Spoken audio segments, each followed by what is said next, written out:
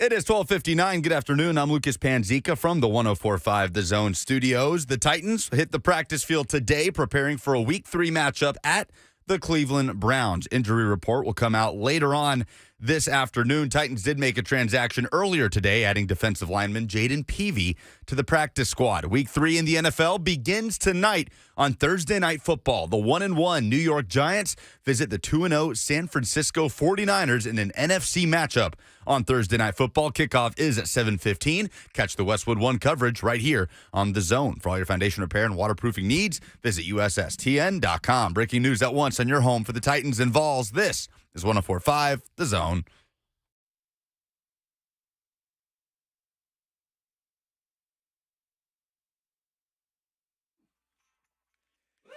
Let's do it. Thursday, Blaine and Mickey. What's going on, everybody? Everybody having a good Thursday? You guys having a good Thursday? Everything good?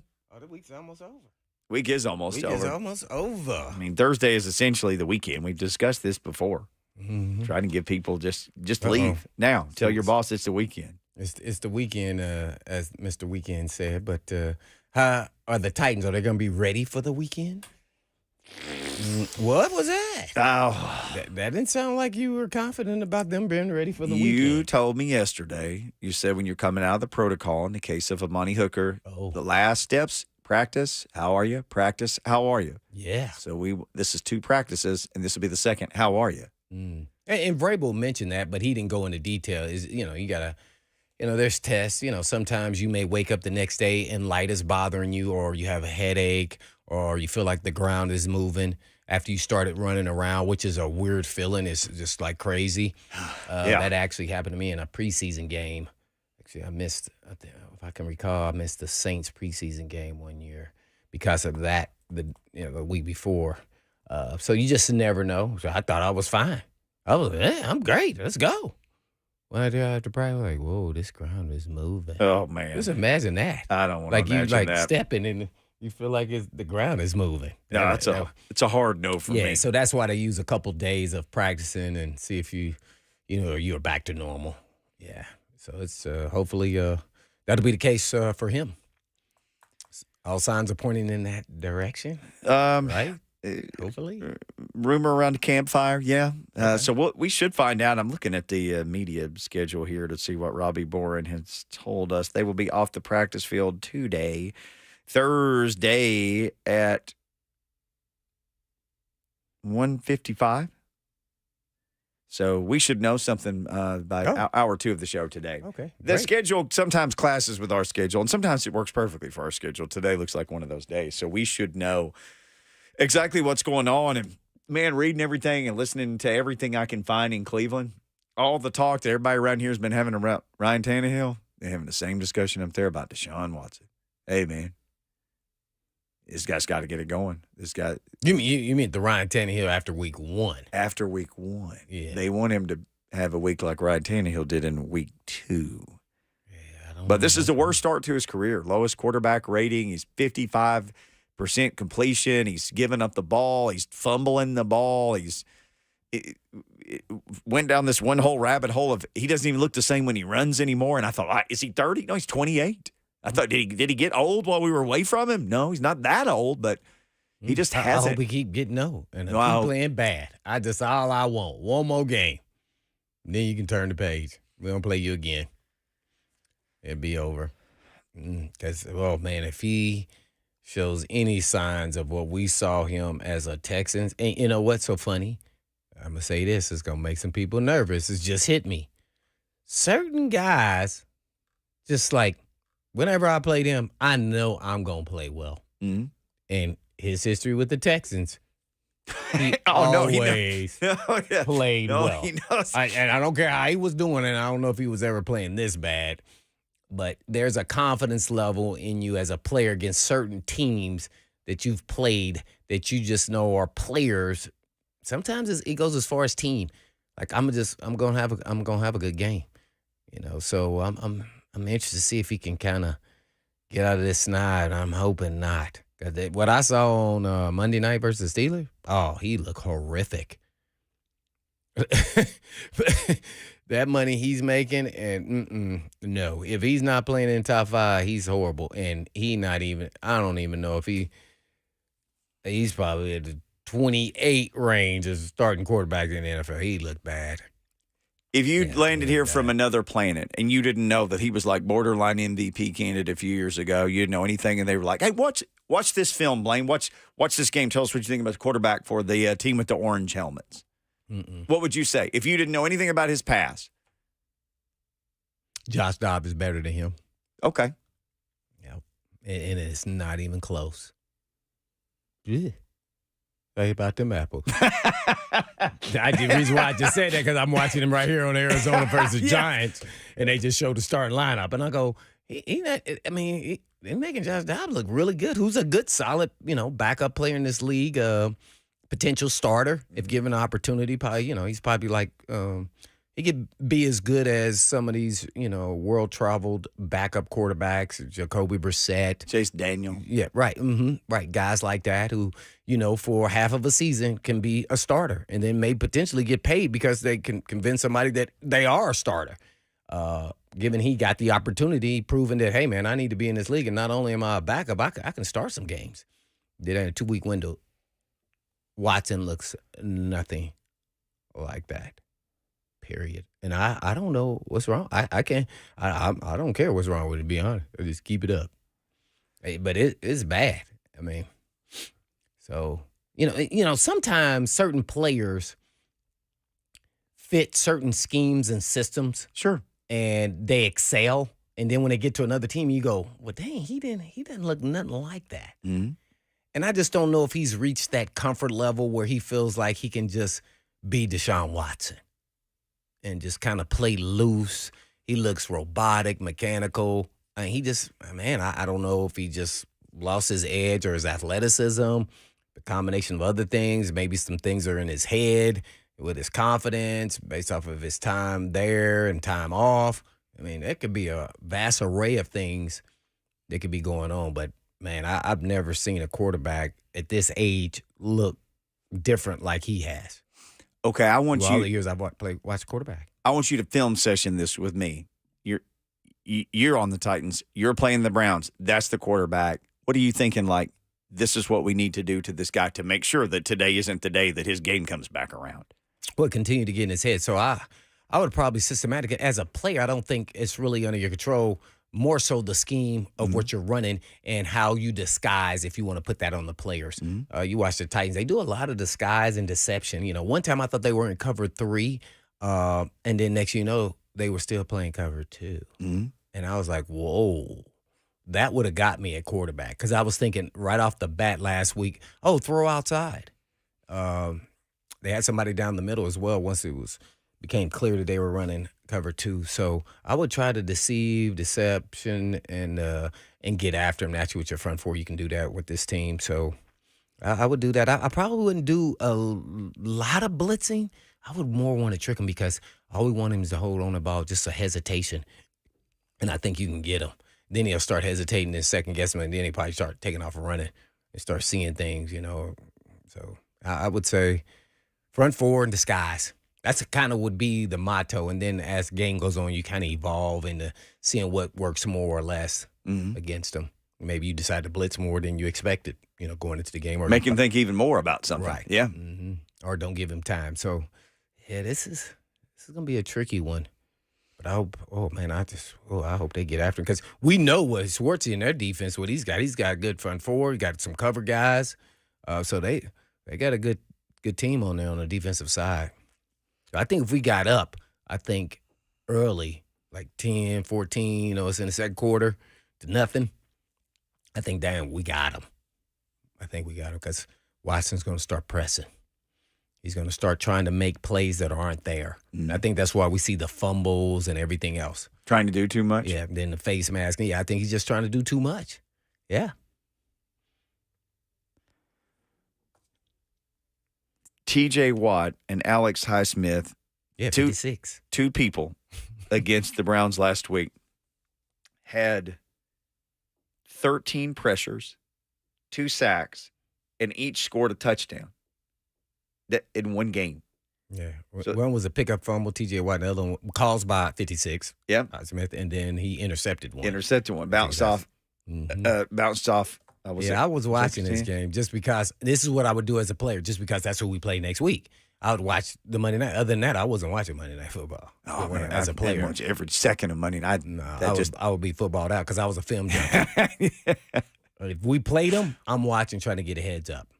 Yeah, I'm trying to get a heads up. It doesn't have to be that Monday night before, but I'll at least take a peekaboo because the TV is going to give you. I think Bray was trying to say it in a nice way. You're only going to see so much on the TV. Right. I want to see what they really doing. Right. Yeah, now you got the all-22 and everything else, but so yeah, I'm a peekaboo because you can pick up some things off the broadcast, but not the detail-oriented things that you really want to know, especially with your matchups as you as an individual player, whatever that is. Maybe you can see O-line, D-line a little bit better, but from a secondary wide receiver standpoint, you can't see a lot on TV. Like I can't see I can see the release, but I can't see how he tries to manipulate the route, and everything else. Oh, I want a good feel. Yeah, I want to actually know. We know Dobbs is on TV, and I know this. Jason in the Borough has called to talk about Dobbs in this first segment. Jason in the Borough, happy Thursday. Let's go ahead and start the weekend with your call here. What's going on? Hey, happy weekend. Yeah, man. Hey, I just wanted to get y'all's take. Dobbs starting in Arizona. How long do you think he's going to be the starter there? How long does he have before they bring Kyler Murray back or they give that rookie a chance?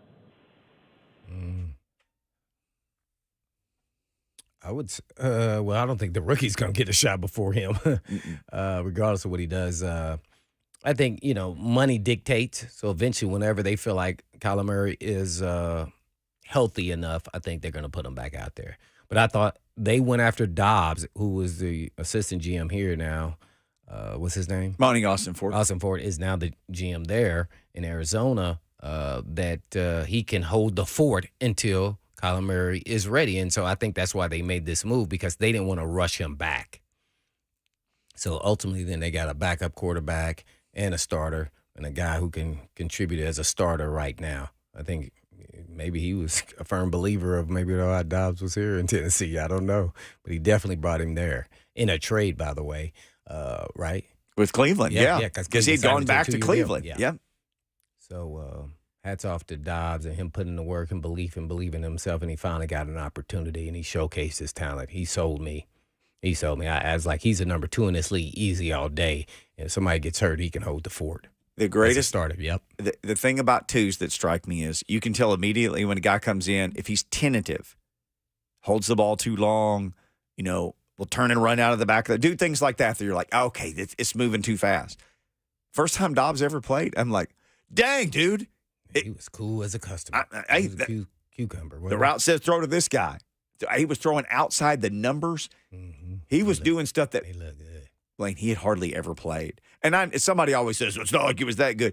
For how little he had played in his career. Mm-hmm. And it was 2 weeks here. 2 weeks. Well, the first time was 1 week and then 2 weeks. And based off the referees in the Titans game this year, that wasn't a fumble. It wasn't a fumble. And look who was blocking for him, too. It wasn't like he had a lot of help up front at the time. Yeah. So I was even Vrabel mentioned him as though he was going to be back on the team. Yeah. Which was kind of stunning that he wasn't. Guess they made a decision they were going a different direction. Yeah, they got their guy, though. Drafted old Mr. Levis. Let's draft Buck Reising onto the show. He is a Thursday guy. Oh, no. Not a Friday guy. We got to trade him. We'll trade Buck for Dobbs, but for now we still have Buck and the Cardinals still have Dobbs. We'll talk to Uncle Buck Reising next.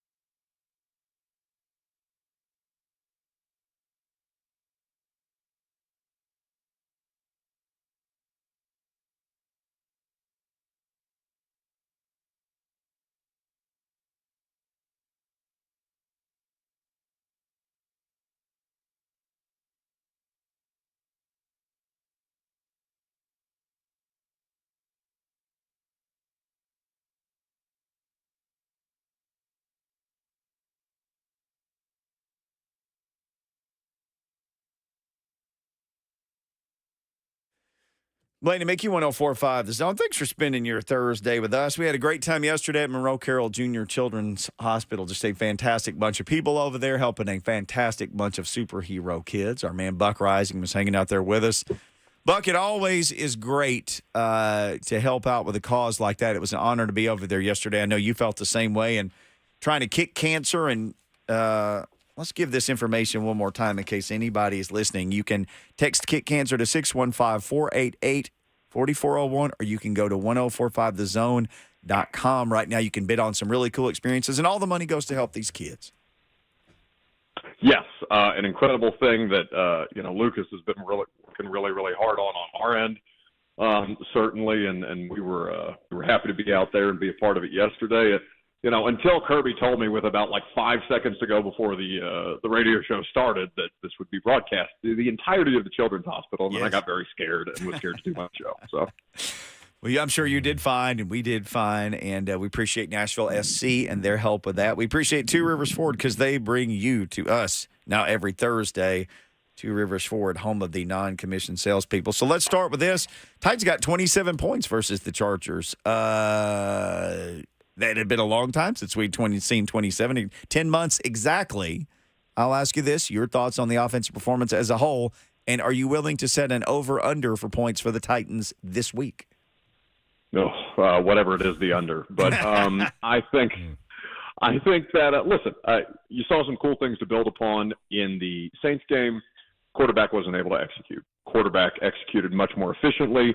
Against the Chargers, the result was an overtime win. I think they are good enough to keep pace with teams in the league, and that's where they need to be. They need to be on par with Los Angeles, the Chargers. They need to be on par with the Cleveland Browns because these are teams that we were talking about prior to the season beginning, being in the picture for the postseason race. And if they can be better than those two teams and win within the margins, then we're talking about a much different situation, a much different level of expectation than I think many of us would have had for objectively had for the Tennessee Titans heading into 2023. So good. Continue to improve, continue to build upon it, but a good start on Sunday. I think I've been asking you this pretty much every time you appear, just because I'm curious if the number will change 1 to 10 or 0 to 10, if it were your confidence level in the Titans offensive line now that you've seen them for a couple of weeks.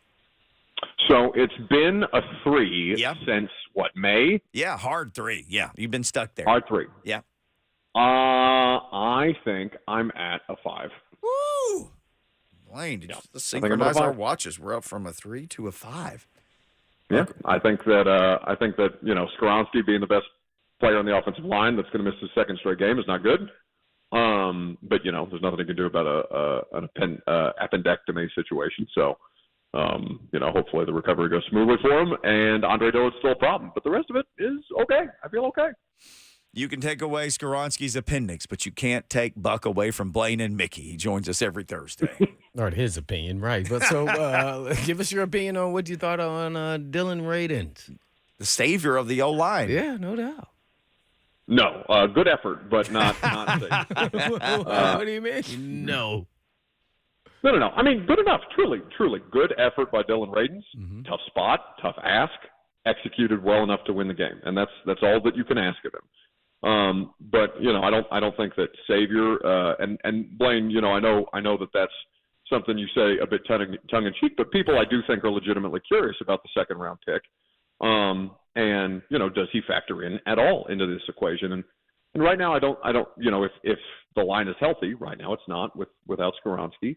If it's healthy, I don't think that he factors into this equation. I don't think that Andre Dillard is a big enough issue that they would move him out of his left tackle situation right now. We're 2 weeks in. That remains to be seen. But, truly a credit to Dylan Radins to fill in on spot duty for a guy in Xavier Newman-Johnson who just he didn't know what was going on out there, it looked like.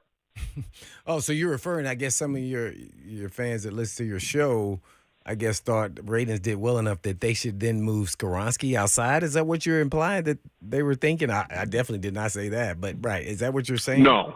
Oh, okay. I did have some messages to that effect. It's not representative of the largest sample size. Like, I don't think the majority of people think that way. But, it's kind of like the Niners game, right, where he goes in there as the third string left tackle. Lawan's unavailable. Lamb has COVID. And, they win the game and Dylan Radins holds up well enough, even though it was not an overwhelmingly great performance. But all of a sudden, okay, do the Titans have a solution to left tackle because Dylan Radins played? I think it's important to contextualize these performances. So you think he played below average is what you're saying? I think he is a below average offensive lineman, yes. Oh, just in general, period. Yeah. Well, I mean, there's precious little evidence to indicate otherwise. Well, here's where people get things wrong. They assume that the coach is always right just because they didn't play him. Let's use that same scenario that you just said. Then what do you think about who Dobbs is, who never started a game when he came to the Titans? Let's go back to the end. And then after you actually watched him, what did you think about him? See that there? So you can't put everybody in a box just because they hadn't played. His performance, I thought, was adequate when he did play, to be honest, Dylan Radins. And just like I saw Dobbs, I thought his performance was adequate and he deserved to be a backup in this National Football League. Oh, yeah. No, I'm not arguing that Dylan Radins doesn't deserve to be a backup. I think Dylan Radins is totally. Well, I didn't say that. I was referencing Dobbs. But every time Dylan Radins, let's use your example because you believe he's not adequate, that Dylan Radins, when he gets in the game, you can't say anything bad besides he was adequate. So what are we saying about Brewer? Adequate. What are we saying about any other player that's an offensive lineman there? Skoronski looked good, but we're saying Dillard's adequate. No, I don't think Dillard. Is that going too far? Okay. Dillard's not adequate? Well, how many sacks did he give up? How many sacks did he give up? I need to look at his pressures. I'll pull up my laptop. Pressures is nobody can. No, I said sacks. Well, I can give you sack numbers here. I was guarding a lot of people that was open, but they never threw to him. So theoretically, I played great. Yeah, that's right. Good enough to win the game. Listen, I truly blame, and I understand what you're saying because that was one of the biggest confusing. One of the biggest confusing, and Lucas brought that up on the radio show today. The idea that why the hell did they wait so long? Mm-hmm. Huh? Yeah, Dillard's still getting bull rushed, by the way. So I agree with you to a certain extent. Yeah. The Dillard thing is tough, but I think that as to your inference about the coaching staff making the decisions on the players and that determining whether people think they're good enough or not, I think it's an important point to make because was Dylan Radins so bad at left tackle that he could not play over Dennis Daly? I don't know how the answer could be no, because we saw Dennis Daly. We saw how often he undermined the situation. They waited until December to even try and make a change at that spot. And, unfortunately for Dylan Radins, he held up okay until his ACL did. But did he look better than Twice Daily? Just in that short window there that he started that game, which was, at least more than half the game. How did he look? He looked better than Twice Daily. He looked adequate, yes. And I think he looked better than Twice Daily. Say it. He looked better. No. Yeah. Okay. So then the coaches were wrong. I'm sorry. I thought that was implied. Okay. Well, what I'm getting at, then the coaches were wrong on him. At least that he was better than Twice Daily. Oh no, we talked about that in last December. So why did they not know he was better than Twice Daily? I don't understand that. They don't even think they don't even think he's the position that he clearly is only comfortable playing, which is left tackle. They played him in every other damn position besides left tackle. So the usage of Dylan Radins to me has been a fascination since he landed here because they just won't let him play any other spot besides the spot that he spent his entire college career playing. But I do think largely that it improves the depth. He's better. He was better than Xavier Newman Johnson on Sunday. He will have a tough test against Myles Garrett and Jim Schwartz in this defensive front. And it's unfortunate that both he and Dillard on the left side because that is, you don't want to have to compound weaknesses unnecessarily. Right now, that's a weak spot for the team. Well, since we're talking about just terrible judgments, and it's just like recruiting, you're not going to always get the players right. I mean, whether it's the coach or the head coach or assistant coach, O-line coach. But what's going on here with the Chicago Bears since we're talking about chaos? What's going on with this D.C. Allen Williams resign? I know you know the scoop. You're in the know with the national media. What are they saying? What's really going on? I would listen. I had a lawyer on today who said, "Don't say anything about it because you'll get sued." So that is my position on it right now. Other than allegedly, what? You can say allegedly. Well, what is that? No. You're no. Not with the stuff that guy's being accused of. No. I never knew that you were a chicken. I never realized that. I thought you were balls to the wall all the time. Yeah, except when it affects my money. No. This is like me asking Mike Vrabel officiating questions and him looking at me like, "No, you idiot! I'm not going to give you a reason to get me fined." Oh, if you were betting my Sunday bets, you'd have money. Oh, that's right. I think that. So I'm sure you guys saw the statement from the general manager Ryan Poles, where he is unequivocally denying that the FBI raided Hallis Hall, which is of course the team's practice facility, but there was no outright denial of an FBI raid of the former now defensive coordinator's home. All that's been given as a statement on his end is that he is taking time to step away and deal with his health and his family. Beyond that, there are a lot of details that are being speculated, and nobody is willing to report any of it, which makes me think that lawyers are near and that this is something that people are content to let play out in a federal investigation. Oh, okay. I didn't know all that kind of transpired there with all of that. But, all right, on a maybe not as serious note that you can comment about, the NFL is now trying to say that the NFLPA is telling running backs to exaggerate their injuries. And when I'm saying exaggerate, that means come back 100%. Don't try to go back out there at 80%. So that's what I take from that conversation. Nobody's faking an injury or anything of that nature, but they're saying if you're going to go back out there, you better be healthy. Don't go out there and then, make the injury worse. I mean, you think the NFLPA told running backs to do this? I don't know specifically, Blaine, but like that it's not beyond the pale. And here's why, okay? Jonathan Taylor is a really good example of a good player that got bad advice this offseason. Yep. The people that represented that person telling him to take the positions that he did, that, whether Jim Irsay was going to have that kind of behavior on social media or not, it turned into Jim Irsay, the owner, versus the agent on Twitter, and that is not a situation that was going to play out in Jonathan Taylor's favor. And to this point, after the trade demands, has not. So I don't want to rule anything out relating to the running backs. I thought it was an interesting position for the NFLPA, the new executive director of the NFLPA, who replaced Morris Smith, to come out and with one of his first public proclamations demand that every NFL field be returned to grass. Yeah, right. I think that it was just an interesting, because I'm sure every owner and Goodell looked around and said, "All right, good talk. We'll see you out there, bud." And moved on with their day. So I don't want to rule it out, but I don't know anything specifically to that. I would say, again, that running back, it's just so hard because Jerome Ford, for example, the Titans next play the Browns. Mm-hmm. Jerome Ford is not Nick Chubb. We can all understand this. Mm-hmm. But is Jerome Ford close enough to Nick Chubb for a considerably less amount of money? Mm-hmm. You can find ways to put together a running game that doesn't feature a very expensive running back. So I just don't think anything that keeps these guys, that pushes these guys towards the direction of holdout. I wish that there was a better solution for them, because it truly is a bad draw what they're getting. But you're not going to get the owners to renegotiate the CBA for one position.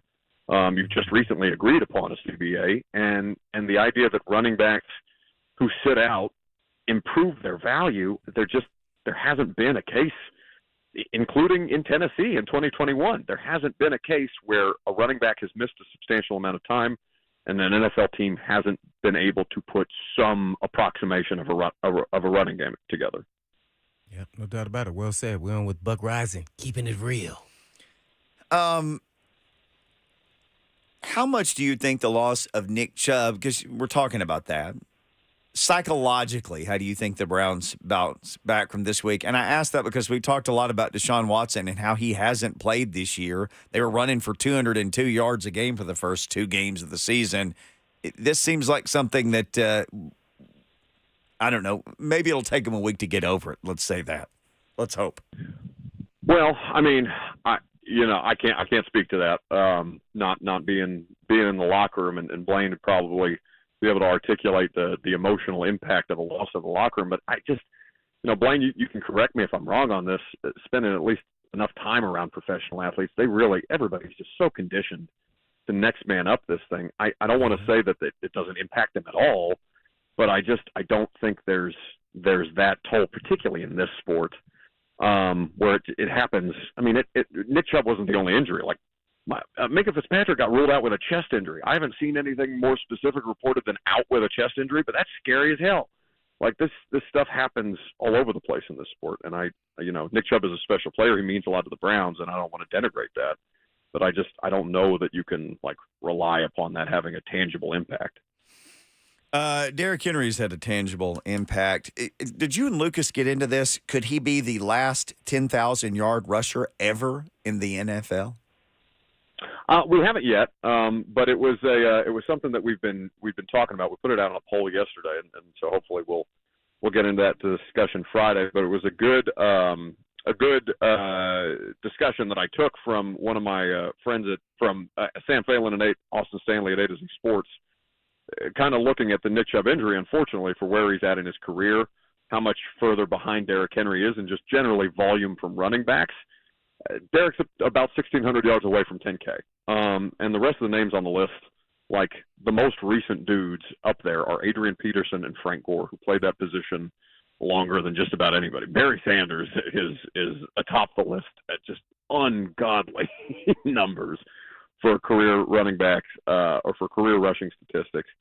I do think that there's a compelling case to be made. Derrick is so unique in his usage and in the time period that he plays, in the same way that you're seeing, the quarterback numbers go through the roof because of the passing, and the wide receiver numbers go through the roof, to where, guys who are trying to get into the Hall of Fame now are in a bit of a logjam because the numbers continue to make the guys who are coming up the line look more statistically impressive than players who we associate with previous greatness at the same position. So Derrick's a fascinating case study for that. And, the league ebbs and flows, and maybe at some point we'll see a turn, or at least some team turn back to a Derrick Henry-style running back. But the problem is there really isn't many Derrick Henry-style running backs not named Adrian Peterson or, in this case, Earl Campbell, the guys who he's chasing in the record books.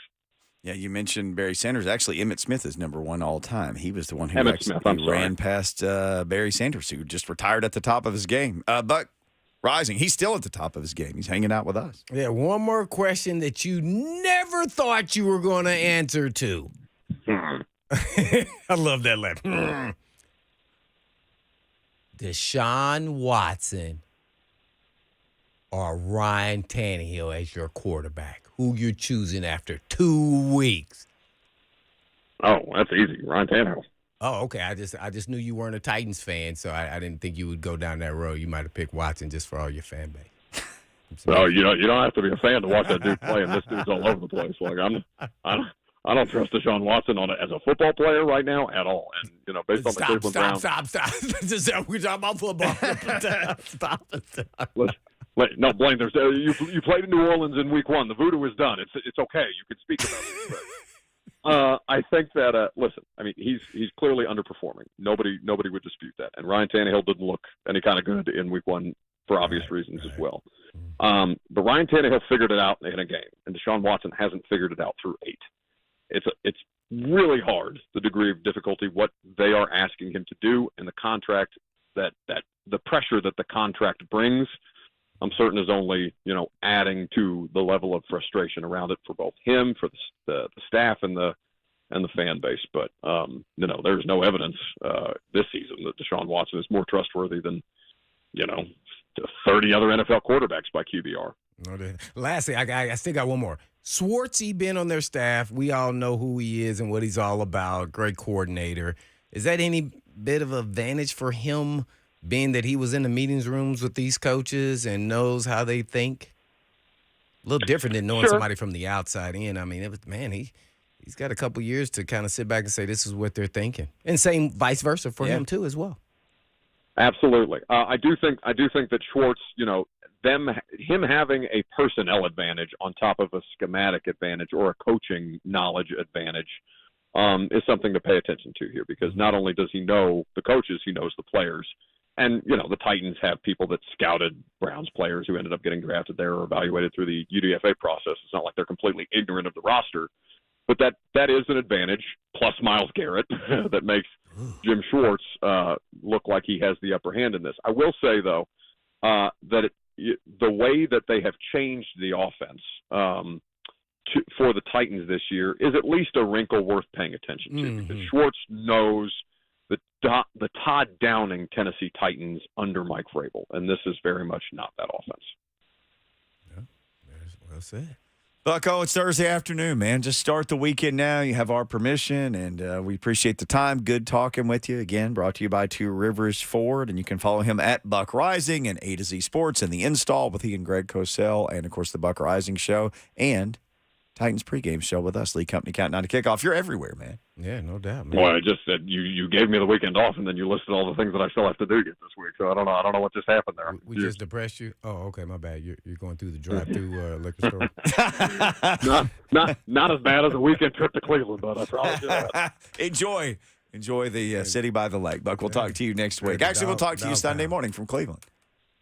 Ahead of the game. Boys Sunday. All right, the one and only Buck Reising. When we come back, your call, 615-737-1045. I can see the phone lines ringing. Also, this week's edition of Feats of Derrick Henry, he has a chance. I would say if you are a certain age, he has a chance to pass somebody that you know and love Sunday.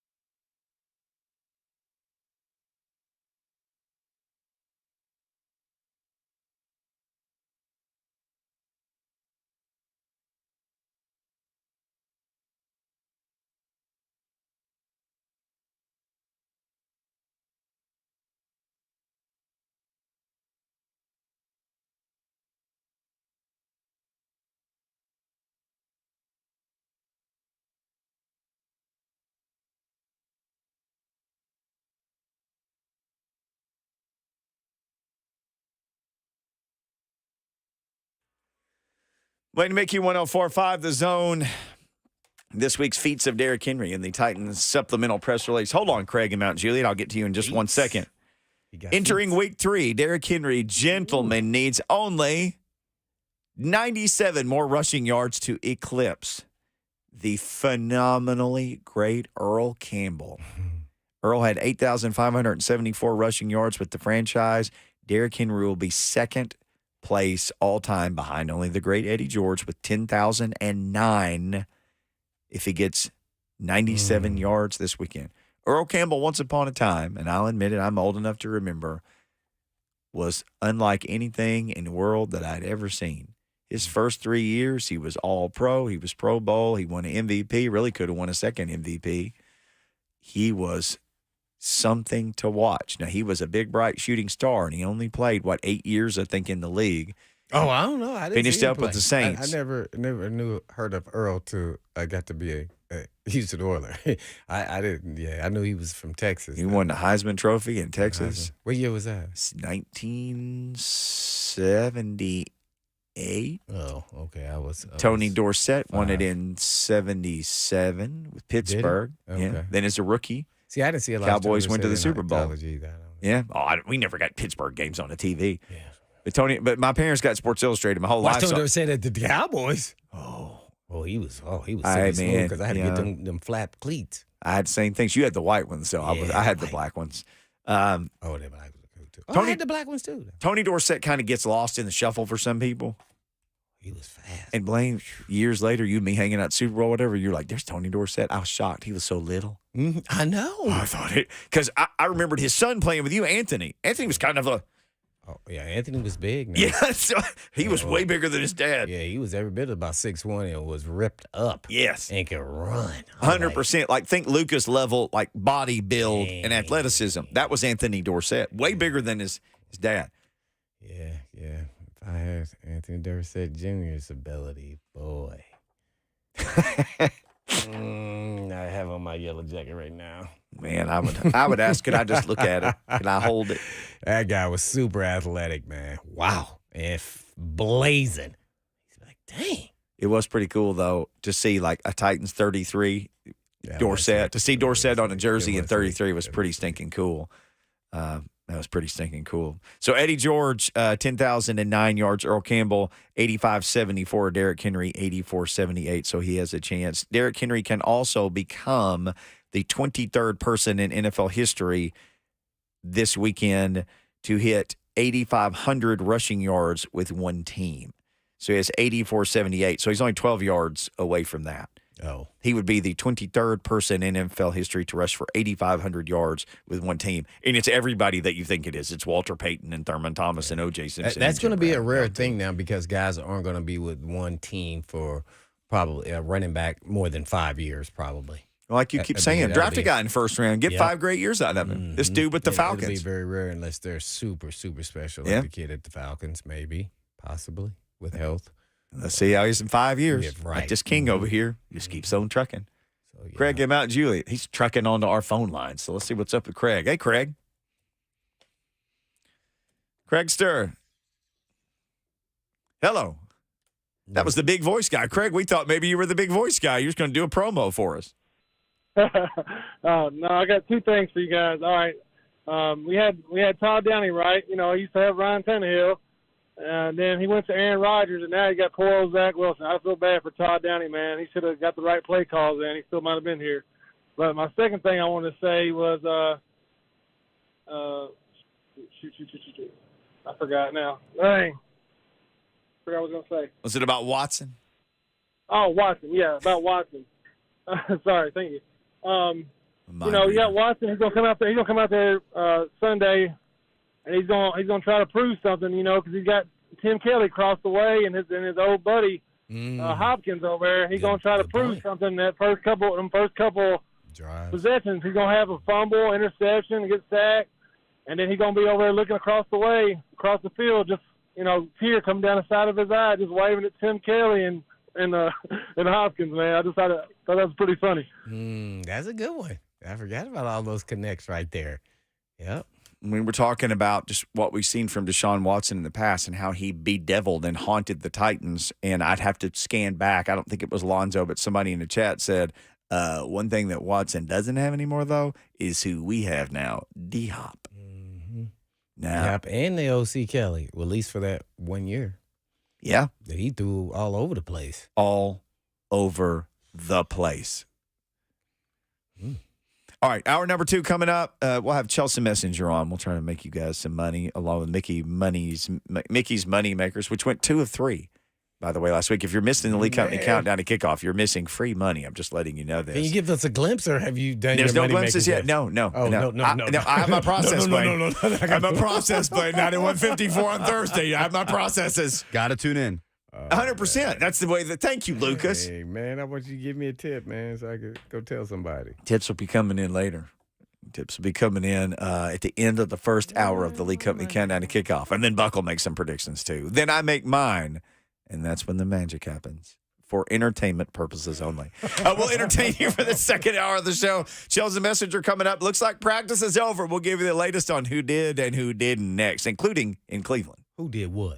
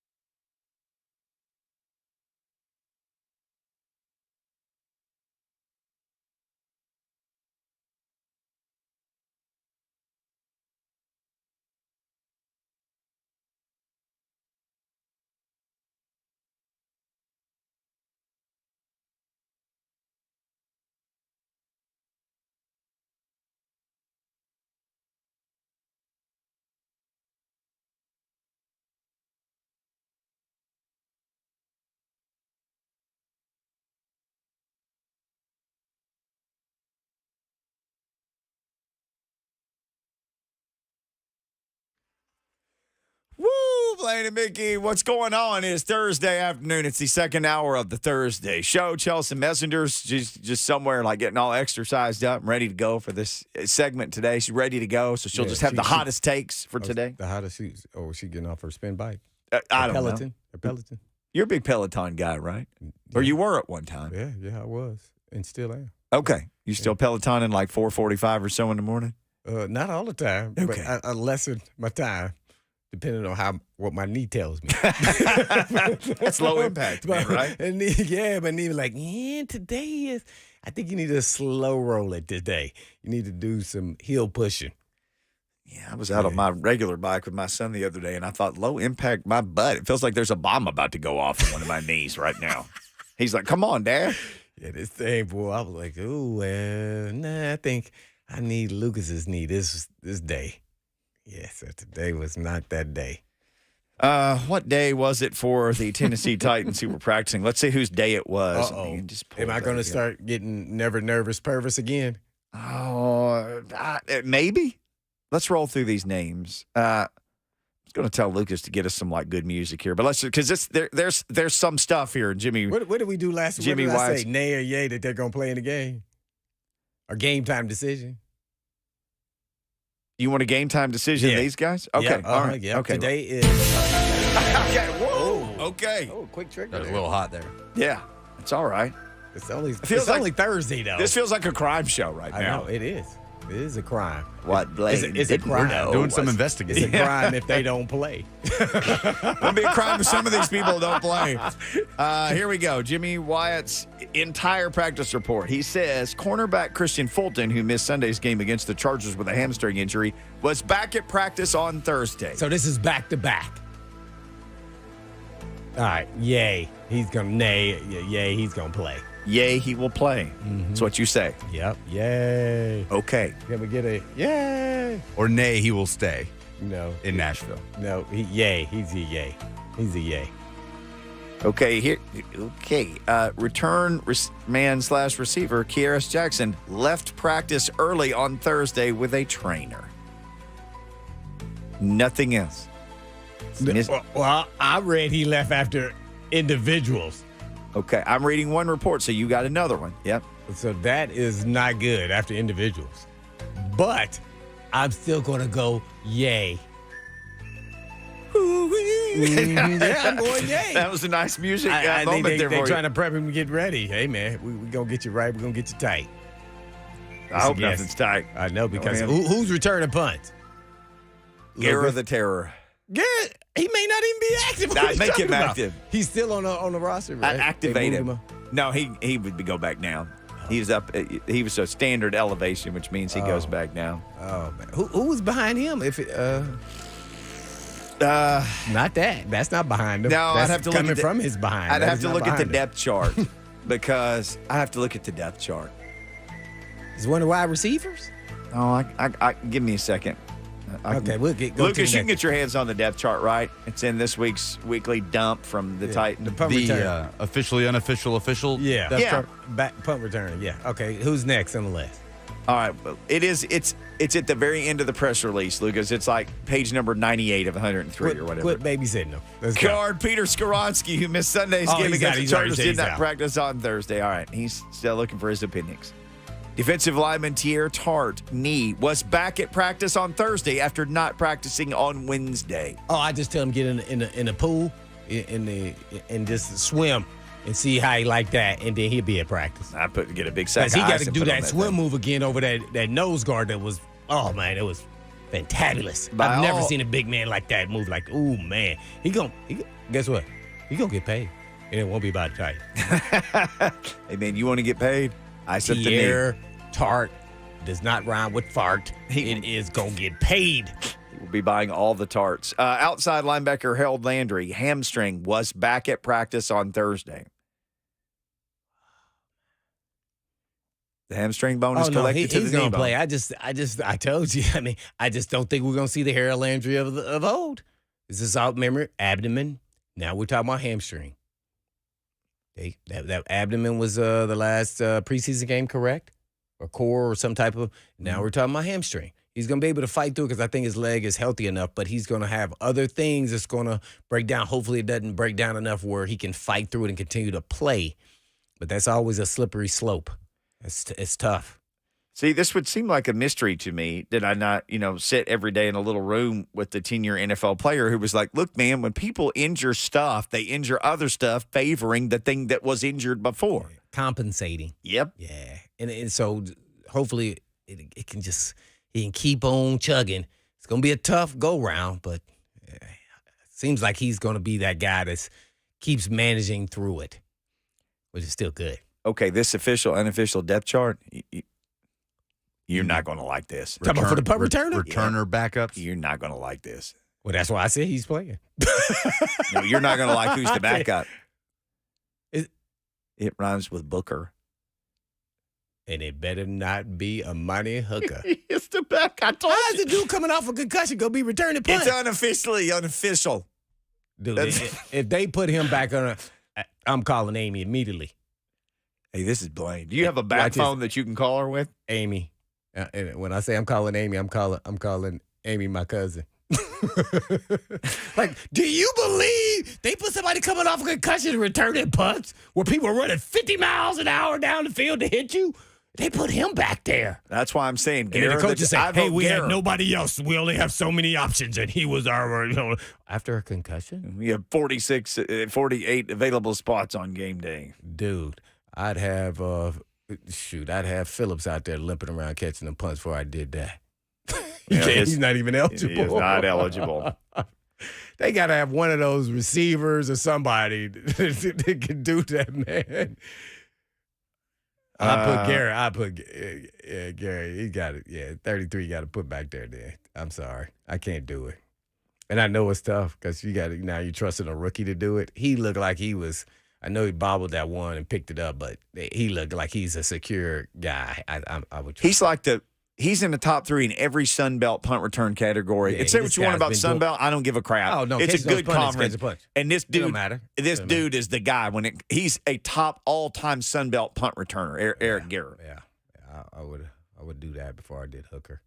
Because Because one hit on punt return, oh man, no. That's dudes who are trying to every week am I going to be around? Watch this. Some of those dudes. I was on punt, and I was a rookie, and I was a heat-seeking missile trying to earn my worth in the National Football League, and I was pissed off for greatness. And you do not want to have somebody get hit by them people coming down there. Like, I don't want I'm Hooker's telling you now. heat to get seeked.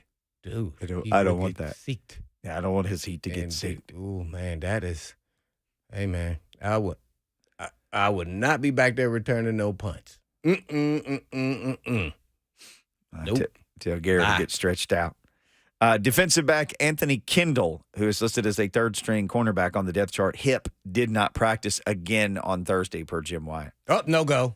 Nay. That's a nay. Kendall's a nay. Nay, he will stay. Yeah, nay, he will stay. He may Linebacker. travel him just cause, but he wasn't getting down there fast enough on them punts. I watched him a couple times.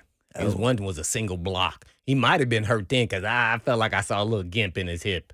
His run. Well, that was Vrabel saying, hey, man, on a single press, we need to be covering these And punts. this was a single one. Yeah, okay. Yeah, it was a single one. He was, I got to give him toughness, but that ain't getting done. I would toss Garrett's tiny body out there. Yeah. See, look, he could do all of that. Punt and punt return. He could tackle the punter and return the I think punt. he's up. You just put him up. I think he played one play last week. That was it. One play on special teams. One. If I'm not mistaken, I think he played one play all day. And I'm not trying to rhyme. No, I know. No, he was Still the play. He just played one more play than me, you, and Lucas. Luke Gifford, quad, the linebacker who did not practice on Wednesday, was on the field for stretch period on Thursday. He's coming around. Oh. Nay. Defensive lineman Danico Autry-Foot was back at practice on Thursday.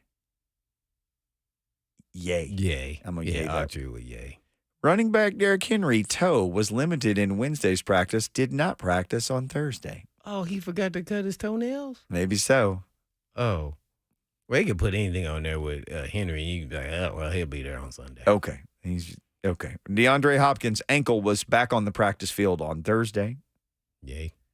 Here you go. Browns. The Browns released their initial injury report on Wednesday. It looked like, okay, hold on. I got the Browns' current injury report. I'm about to tell you what it is. I retweeted this rascal earlier. Yay. I want nay on everything. Man, there may be some yays and The only some thing I nays. want yay is the Watson that showed up on Monday night. That's the nay. Well, give me all of that. This is from Scott Pettrack, who's the Browns writer for the Chronicle Telegram.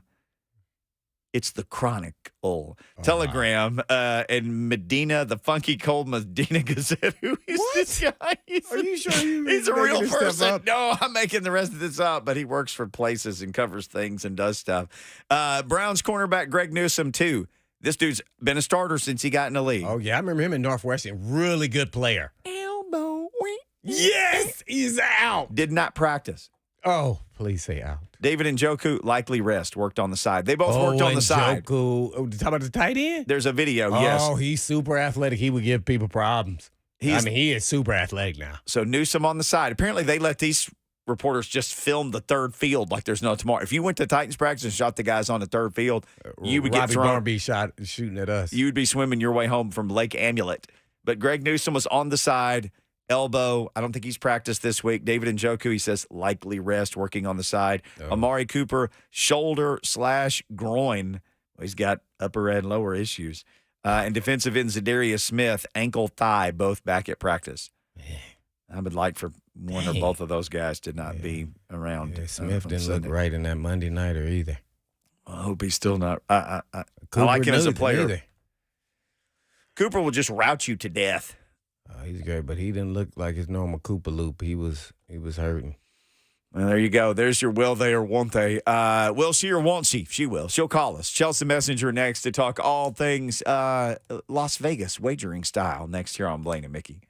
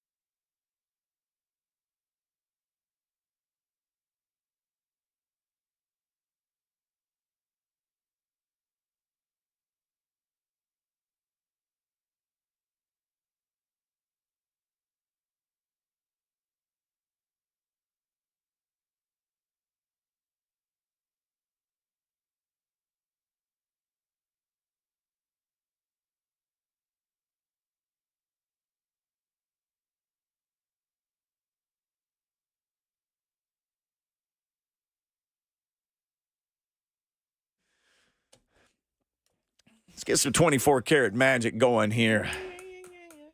Blaine and Mickey and Chelsa Messinger, who joins us now, host of the Daily Tip every day, getting you updated and ready to make a little money. What's going on, Chelsa? How are you today? Yeah, it's going well over here because I got to watch the Titans actually score some touchdowns this Sunday, and I got to witness a win. So it's a good week in Titans country. We'll get used to that. Yeah, people don't know, but Chelsa, a Gallatin native, the pride of Gallatin, Tennessee. So that was literally my first question. How about them Titans, and how about Ryan Tannehill? I know that you were wanting him to do something, and he played like his most efficient game ever, or second most. Oh, I didn't know it was that good. It was that but good. We'll take it. Yes. That's all you need against the Chargers, who find ways to lose games somehow, despite having Justin Herbert. Must be nice to have a quarterback like that, huh? That can just automatically complete passes. But we won, so I guess we got the last laugh. It should be interesting to see what the Chargers do this week. That's a real interesting line. The Chargers laying 1 against the Vikings on the road. Talk about a line that doesn't make a ton of sense. It feels like the Chargers are the much more talented squad. But like I said, the Chargers find ways to lose games. So I would still probably roll with the Chargers, but that's one of many lines in the NFL this week that are very interesting. Well, it's funny because Blaine and I have talked about the Chargers, and we were talking even historically. You could had Phillip Rivers and Drew Brees, and they had LaDainian Tomlinson, who's Junior Seau. They've had so many amazing players, and they never seem to produce to the level of talent that they have. That has to be maddening for somebody like you who's, trying to tell people how to bet their money and bet your own money. And these guys, you just never know what you're going to get from them. Well, that's why you don't bet on teams like that. Or you take the other side. Say if the Chargers are 1-point favorites, it seems to me that is a team that you take the other side and you put the other team in a teaser. I love teasers. Don't know if you know what teasers are, but you get 6 points. 6 points in your favor, and you combine at least 2 teams or at least 2 games, and you get it for like minus 120, best price you can find. Obviously, shop around. And that way, if you think these lines are really sharp, or if you believe a team is fully capable of playing in a close game, or the favorite's not capable of blowing anybody out, that's when you play teasers. And usually you are looking to go through as many key numbers as possible. So technically the best ones are when you can get a team. Let's look at the Titans. The Titans are 3.5 against the Browns.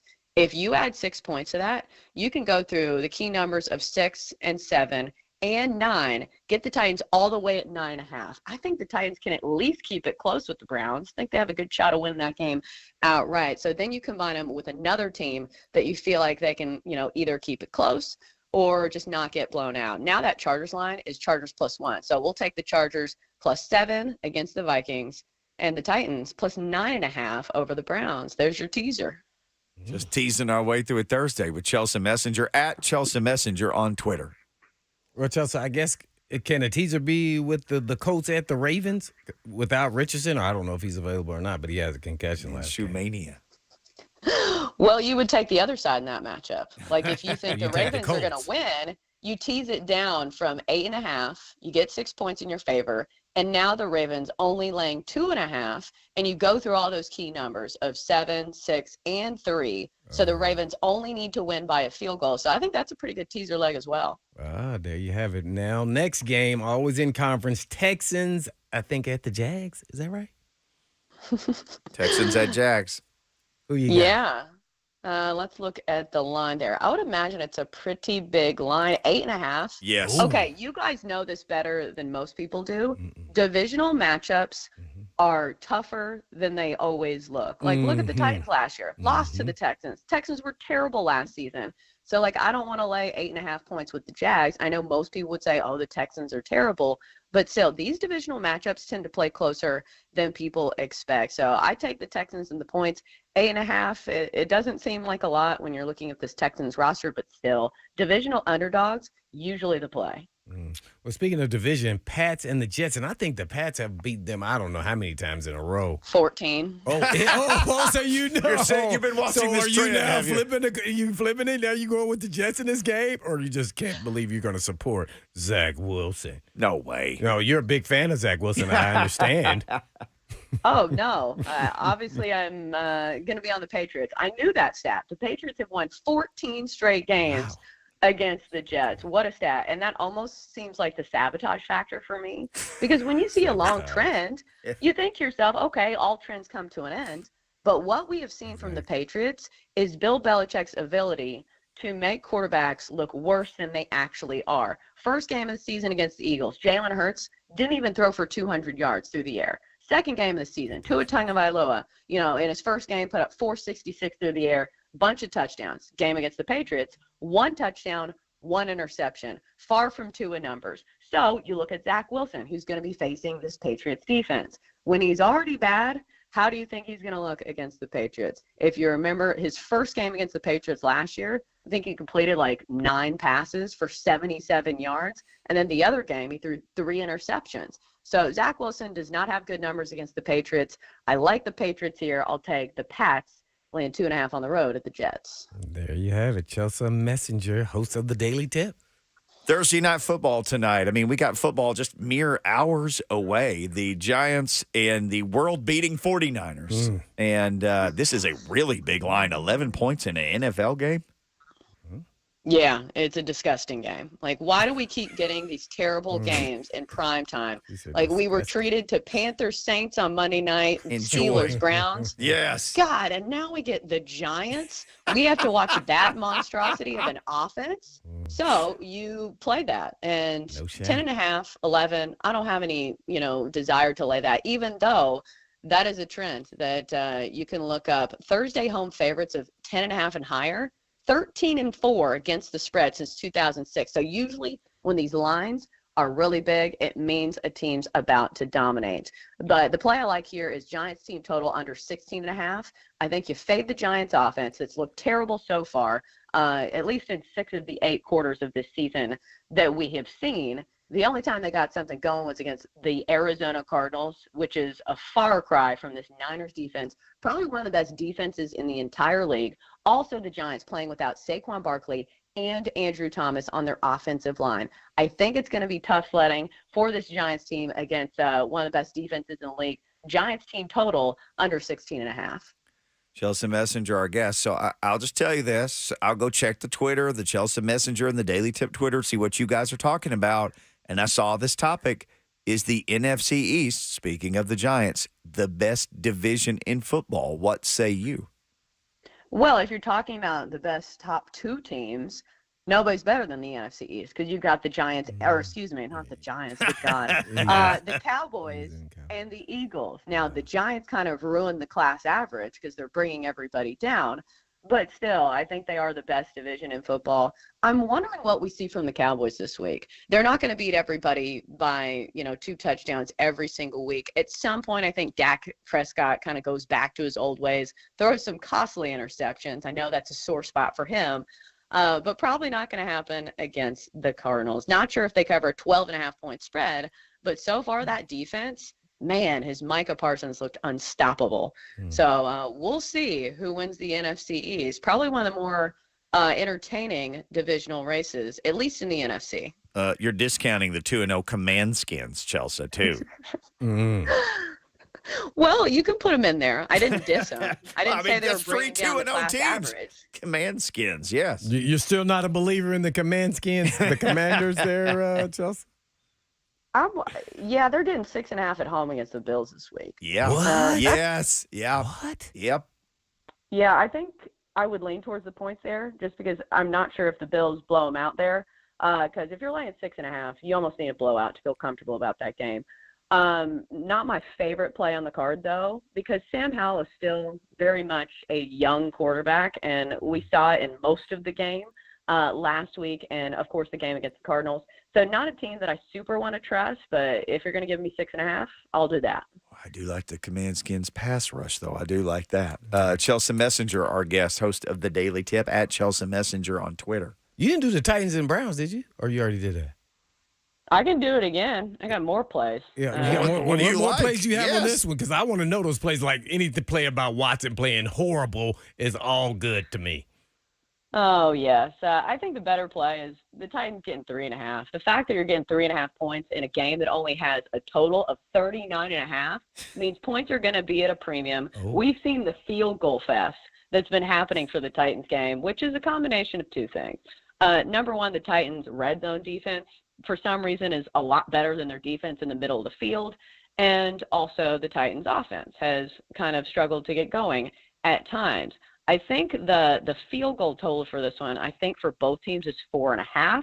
You can root for field goals if you'd like, because that's been the trend. I think the Titans total field goals in their first two games of the season, 13 field goals between the Saints game and the Chargers game. So that's really the trend that we've been seeing.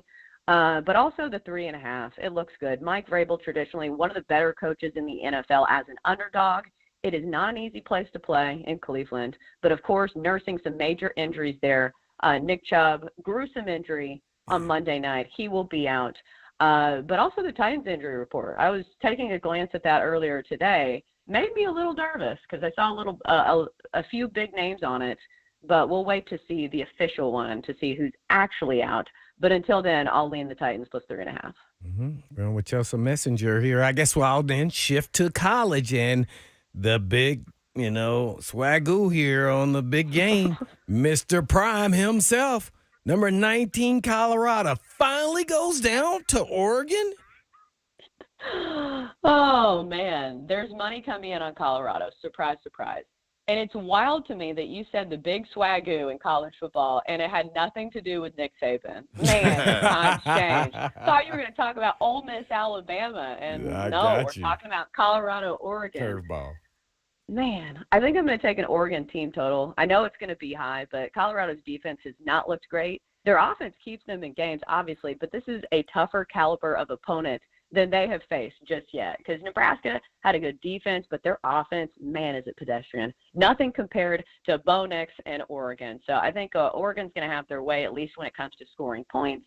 Don't want to lay the 20.5 against Coach Prime and company. But Travis Hunter missing on that defense, that's a big hole to fill.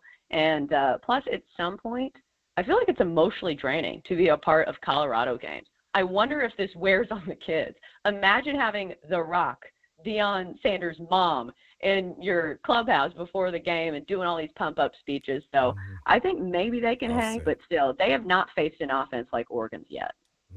We shall see. Well, since I grew up a fan of this university, here we go. Ohio State at Notre Dame. I don't think Notre Dame has been Ohio State in eons. I mean, I don't know, 1900? I don't know. When was the last time? Yeah, but Notre Dame's getting 3.5 points, and they have Sam Hartman, who has been a great pickup for that offense. And we know the problem with Ohio State is usually their defense. We finally saw some life out of this Ohio State offense, but it was against Western Kentucky. So it's going to be a little different facing Notre Dame. I wish this point spread was a little higher because in college football, 3.5 doesn't sound like quite as much of a bargain as it does in the NFL, especially when it's higher scoring. Also, I think I'd like take a look at the over as well.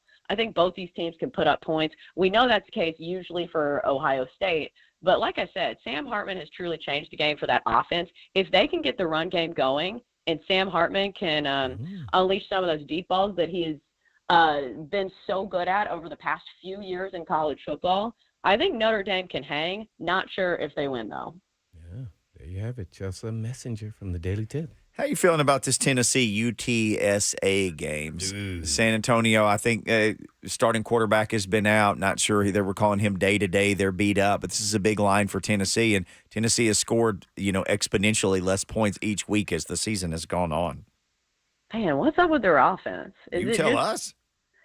I don't know. We don't cover the team. It wakes up against UTSA. That's what happens. Oh, you think so? Well, I mean, it's a good bounce back spot because I mean the stock is very low on Tennessee right now because usually the one thing you can count on is Tennessee's offense to get going often and early. That was the play last year. Tennessee in the first half scoring all these points. Now I think it's showing how much Hendon Hooker really meant to that offense. Some big shoes to fill there. But I would maybe take a look at the over. If you think Tennessee can score some points, the total is only 59.5.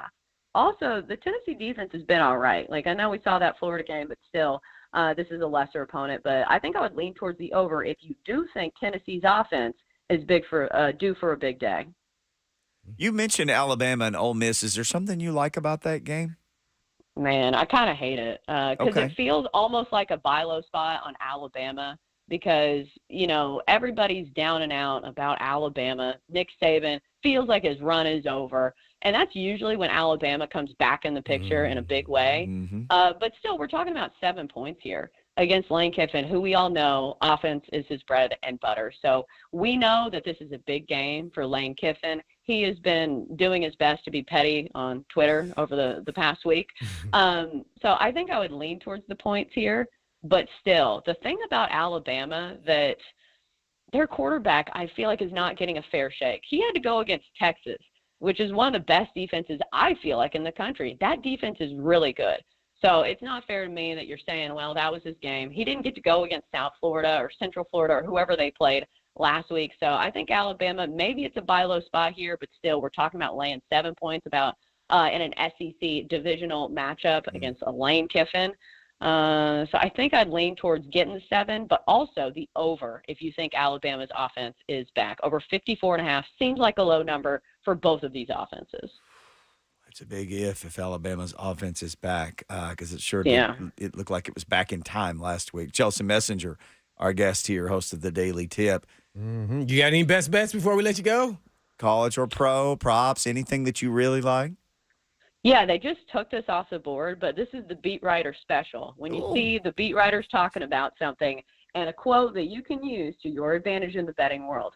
Justin Fields, I'm sure you've seen the quotes about him talking about the coaching, how it's hindered his performance, but what I'm taking away from it is he's saying he wants to get back to what he does best, and that is not thinking as much when he is playing quarterback. They had his rushing props listed this morning. I think it was 59.5 and rushing attempts over 9.5. I like both of those. I think Justin Fields lets it eat this week against the Chiefs. What does he have to lose? I think he needs to get back to running the football, and the way that you play that is taking his rushing props. So Justin Fields, I think he's going to take matters into his own hands this week. Let's take the over on rushing props for Justin Fields. A lot of turmoil in Chi-Town right now, so might as well profit off of it, right? Right. Chelsa, hey, thank you for the time. Love having you back on the show. It's always fun. We get great feedback. Tell people where they can consume more of the Chelsa Messenger machine that is the Daily Tip. Oh, yes. Just search the Daily Tip wherever you find your podcast, or just search BetMGM. It's one of the first things that pops up. Also, you can find me on Twitter, X, whatever you want to call it, at Chelsa Messinger. So feel free to rag me on my bets or agree with me. I don't care. Thanks for having me. Yes, ma'am. Have a great Thursday Chelsa. night. Chelsa Messenger. Every Thursday, hour 2 of the program. You can even hear her in hour 1 on Thursday when she's doing her updates. It's all right here. You can hear twice a week in Blaine and Mickey. All right, when we come back, we did a little preseason thing called Unbelievably Awesome Things that would be unbelievably awesome if they happened. Some of those things have already unhappened. We teased this yesterday. We will end the show with it today. Several still have an opportunity to happen. We'll get to all that next.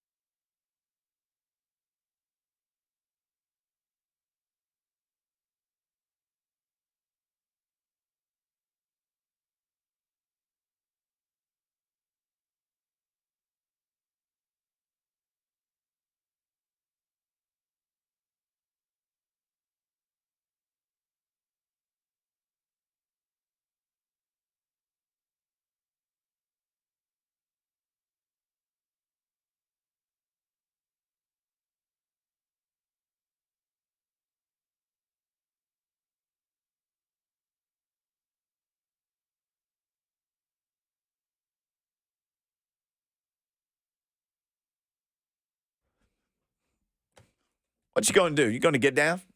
Get down Do on you? it. Get- Mm-mm. I don't know. Lucas, is this does on Lucas any of your know about all playlists? that, man? Get Lucas down bobbing on his head in there. I feel like I've played this one a lot it. lately. That old soul to him. Oh, this is undefeated, man. Cool in the gang. You ever have this on a game day playlist? This is mellow. No.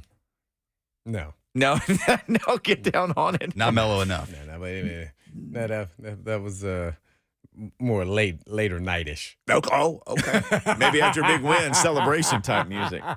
After the game. Get the After thermostat that turned AFC down. championship win. Oh, boy, I bet the Cool in the Gang was blasting that night. I can only imagine. Came back here. I was in the stands that night. I went down there with my friend. What night you talking about? Music Miracle? Well, when you guys came back from Jacksonville, you were celebrating. Oh, I was yeah, there that yeah, night. I yeah, heard your speech. Did you say a dirty word? I might have. Well, I said I can of whoop a butt. Yes. But I used It something rhymed else. with bass. Yeah, we brought a can of you know what. Mickey said, I'm going to host a radio show with that guy Sunday. 100%. I told my friend, I think my friend Gary was with me. I'm like, see that guy? I'm going to host a radio show with him one day. I like his language. It's colorful. Said that guy right there, the hitman. And I was really thinking that I was going to be on a radio show. And you were looking at, as you said that, did you realize you said that to me? And you're like, this little dude up here in the stands, I'm talking to him. Yeah, no, I was really thinking about it at the time. Like, okay, Bruce is talking now. Like, what can I actually say to top anything that he says? That's what I was thinking the whole legend. time. So that's why I said I'm gonna bring a can. We brought a can of you know what. I think you could even say that. Can't you say whoop, ASS. bass? Yeah, I think so. You could definitely say them separately. Yeah, I just. But Okay. That was. We so won't, funny. though. It's That a was family fun, though, show. man. That was a fun time there, man. Boy. From the all the way to the getting off the plane to the fans out on the at the airport to driving on the bus and then seeing the whole bottom level really just packed house. Man, that was wow. Oh, that'd be. I'll never forget that one. That was an unbelievably awesome thing. And it was so unbelievably awesome, and it happened. So we listed some other unbelievably awesome things that would be nice segue unbelievably awesome if they happened. And here was the final list. Because we teased this. I teased this for a couple days. This was before, so it's 3 weeks ago. So it's right around this time on Thursday. I'm finalizing the list. And then we uncorked it on the Friday, 3 weeks ago before the first game. Yeah, you uncorked it. So it happened a little something like this. I like to put you and Lucas on the spot. So here's where we went. This was the first one. Fulton and Berks play in every game of the year. Fulton's already missed a game. He missed game 2. Berks 2 for 2 so far. Yeah. I saw he had a little something on his hamstring or something, or leg or something. I don't know what that was. It was like one of those, tape things that's supposed to give you energy. Oh, yeah. I saw that. Is that K-tape? Is that what yeah, they call K-tape, yeah, but it was black. Oh. He had K-tape on. I was like, dang, K-tape. Was that around when you were around? No. Okay. No, I never used no K-tape. I wasn't fast enough to be wearing no K-tape. I just always wondered, like, it's just some tape. I don't know if I just never feel like, I Is don't there know. some Advil or something in it? Right. I don't know. Like, how does this work?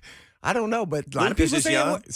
says it works. Lucas, did you ever get K-taped before a soccer game? Tell us what medicinal benefits or otherwise. He or put it around. He hallucinogenic- said he put it around his neck because he was worried about having to use his head. Was it? Were there some hallucinogens or something underneath that tape? What is it? I'm Googling K-tape. Okay, well, you That's the Google. blue tape. So He's up here Googling. Oh, my. Come on, man. We move on to the next It's something question. that I always would see like professional soccer players wearing, like on their back or something, the back of their neck or the back of their arms, and I never knew what it did.